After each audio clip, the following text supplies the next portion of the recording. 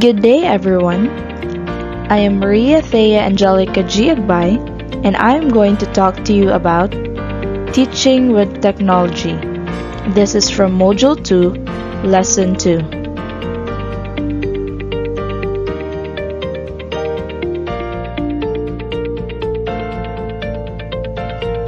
So, teaching with technology. This lesson comprises of subtopics that will help us understand more about Module 2, Lesson 2. So the first subtopic would be the uses of technology. The second is the technological teaching. Third is the blended learning. Fourth is the instructional learning. 5 is about PowerPoint. And 6 is about technology integration. So now let's start.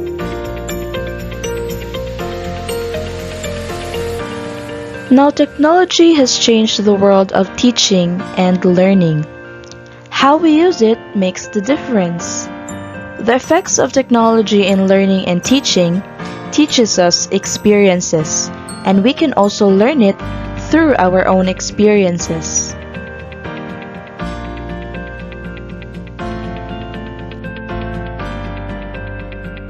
Now let's dive in deeper to the first subtopic, which is the uses of technology. Now let me ask you, why use technology? Now technology is a very vital factor, especially in our modern day living. This is also true to technology in teaching. There are various reasons why we use technology and why is it important. And these are as follows. First, for interactivity. This is how we interact with others. Second is for content delivery and revision. Third is for managing learning and resources. Fourth is for collaboration. Fifth is for communication. Sixth is for sense of cohort. 7 is for variety of teaching and learning preferences.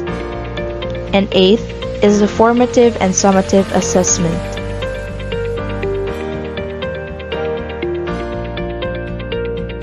Now, how does technology help? First, it allows students more control of their own learning. It also allows lecturers to guide more, teach less. It allows students to build up knowledge and become part of the teaching process.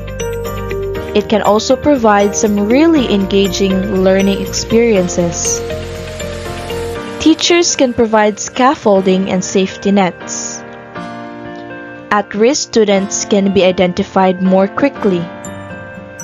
And collaborating can be very well supported.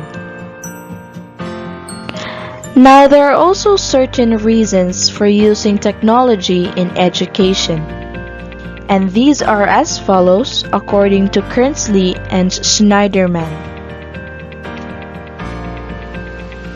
First, it provides opportunities for more learner-centered instruction. It permits instruction to be contextualized. It allows students to explore, make mistakes, and learn from their errors. It leads to a more active and interactive modes of instruction and results naturally in greater collaboration, cooperation, and small group work. Now there are also best practices in higher education. So first, good practice encourages contacts between students and faculty. Good practice develops reciprocity and cooperation among students.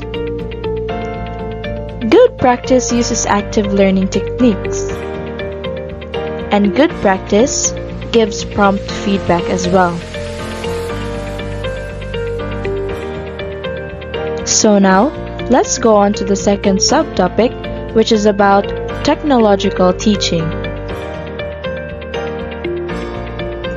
Now, what is technological teaching? For some, it might mean using PowerPoint or student classroom response systems in lectures. Others may think of podcasting lectures. And still, others may think of specific disciplinary applications such as designing web-based interactive learning modules and simulation to teach skills and concepts. Why we need technology? Technology ushers in fundamental structural changes that can be integral to achieving significant improvements in productivity.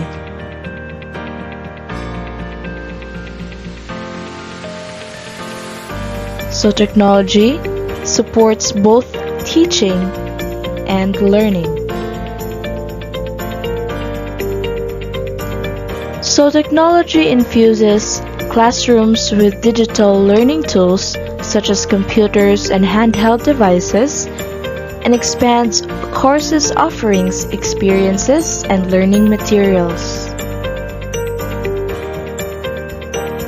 Let's now tackle about the third subtopic, which is about blended learning.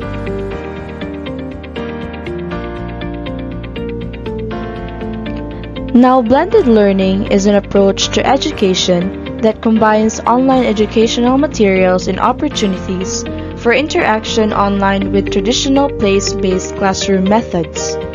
It requires the physical presence of both teacher and student, with some elements of student control over time, path, or place. Blended learning opportunities incorporate both face-to-face and online learning opportunities. The degree to which online learning takes place and the way it is integrated into curriculum can vary across schools. Now, the strategy of blending online learning with school-based instruction is often utilized to accommodate students' diverse learning styles and to enable them to work before or after school in ways that are not possible with full-time conventional classroom instruction. This illustration shows what blended learning is all about, and this is applicable especially to our situation right now in this time of pandemic.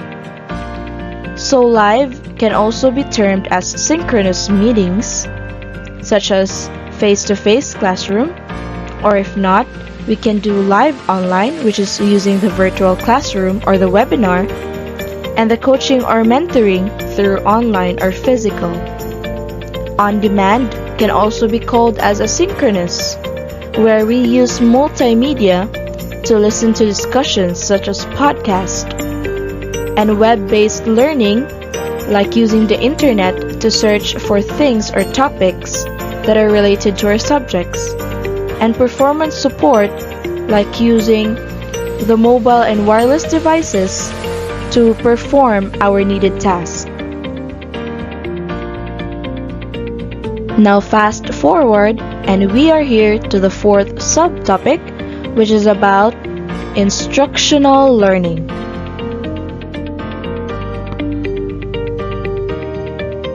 Now, instructional technology has become an important part of teaching and learning within the classroom, as well as working with fully online environments. Resources for educating and assisting faculty about the best practices for using technology has become crucial. Now first, technology influences teaching. Using technology to enhance teaching and learning practices in the classroom is becoming a commonplace. Students constantly interact with technologies such as iPods, mobile phones, the internet, and social networking tools outside the classroom, and have an expectation that these technologies will also support their learning in their classroom. The next one is that technology facilitates only. Learning is seen as essentially a social process, requiring communication among learner, teachers, and others. This social process cannot effectively be replaced by technology, although technology may facilitate it. It's time for subtopic number 5, which is about PowerPoint. But before we dive in deeper into what PowerPoint really is and how important it is in technological teaching, let us first discuss about the learner-centered teaching which this PowerPoint application may apply with. So learner-centered teaching includes the learner in decisions about curriculum, instruction, and assessment. It also acknowledges, respects, and accommodates differences in background, abilities, styles, and experiences. And of course, it treats learners as co-creators in teaching and learning process. Meaning, in short terms, they give importance more to the students than focusing on what the teacher has to say or has to decide. It's time now to talk about PowerPoint. Now, as we all know, PowerPoint is one of the teacher's best friend. It is one of the right-hand tools of the teachers to use in conveying lessons towards the student in this modern-day era of teaching. But in using PowerPoint, we have to put at least these 3 things in mind. So first, be simple. Be simple or simplify difficult materials. Don't make it much more difficult. Next is use it as a supplement only, but not the entire presentation. You must not rely your whole teaching in the whole presentation only. You have to also do your part in teaching the students ideas. Third is focus on learning, not on technology. Now, to know more about PowerPoint like an expert does, here are more PowerPoint tips. First, humans see graphics first, then text. So this might mean that we can get a little creative in using the PowerPoint to make it a little eye-catching to the audience, especially to the students. Next, 6 points or less per slide or page. Third, keep information in a logical flow, making it clear to the students or the audience. Next, use large type consistently, a minimum of 24 points. So this might mean that it can be visible to the student or your preferred audience. And last, employ other media, board, overheads if possible to make it more interesting.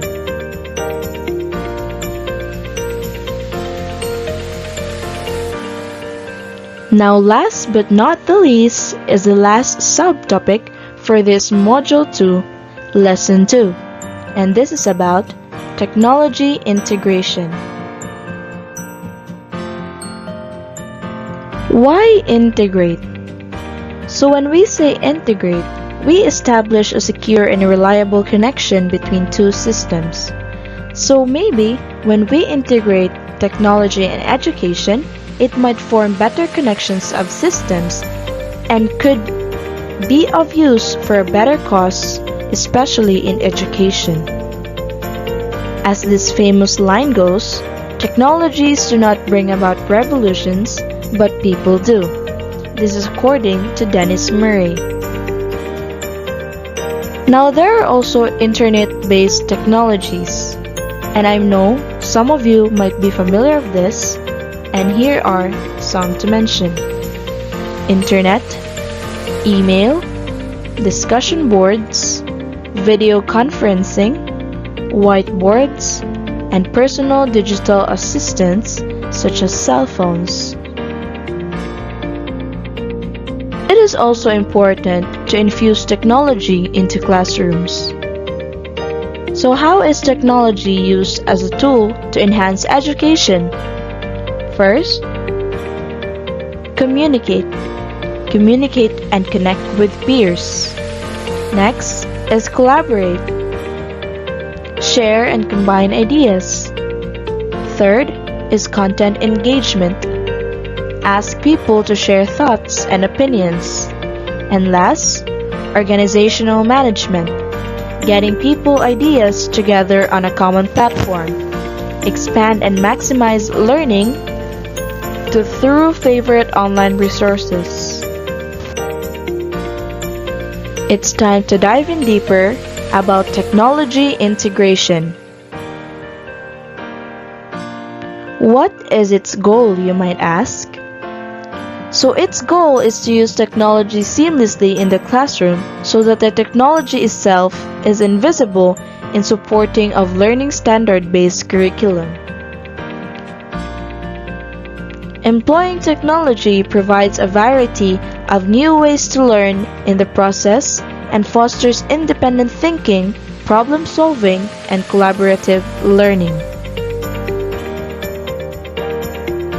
There is also what we call as implement, integrate, and infuse. So this is seamless technology. Participate in technology-based instruction, storyboard of lesson plan, scaffolding templates, how-to step-by-step, infuse resources, funding, software, equipment, people, training, supplies, and students. And lastly, allow flexibility and role shift. Now what you can see on the screen are the top 10 integration tips. First, start with a lesson you are very familiar with and have taught before. Second, focus on the learning objective. Third, make it interactive and fun. Fourth, problem-based activities will engage and make students relevant for them. Fifth, do it yourself first. Do the see one, do one, and teach one method. Sixth, build relationships and talk about copyright often. Seventh, know the standards, the state, NETs, information literacy standards. And eighth, revise teaching style to accommodate teaching technology or adaptation. Ninth, use peer observations and online video demonstrations as often as possible to learn. And 10th, tap into your students' creativity. In integrating internet-based technology into teaching or learning, there is what we call an adult education teacher success indicators. First is the increased number of teachers incorporating use of educational technology as a regular part of their instructional techniques. Second, increased satisfaction level of teachers with a level of support for using education technology. And third, increased opportunities for all adult learners to gain experience with the computer technologies and develop technological skills. If there is adult education teacher success indicators, there is also adult learner success indicators. First is the increased number of learners incorporating use of education technology as a regular part of their learning and parenting applications. Second is the increased satisfaction level of learners with the support of using technology. And third is increased opportunities for children and spouses of all adult learners to gain experience with the computer technologies and develop technological skills. There are 4 key areas in technological teaching. First is increased learner motivation. Second is advanced topics mastered. Third is students acting as experts. And fourth, better outcomes on standardized tests. And that is all for Module 2, Lesson 2. Thank you all for listening, and I hope you have learned something. Once again, This is Maria THEA Angelica G. Agbay, and it has been a pleasure talking to you about teaching with technology.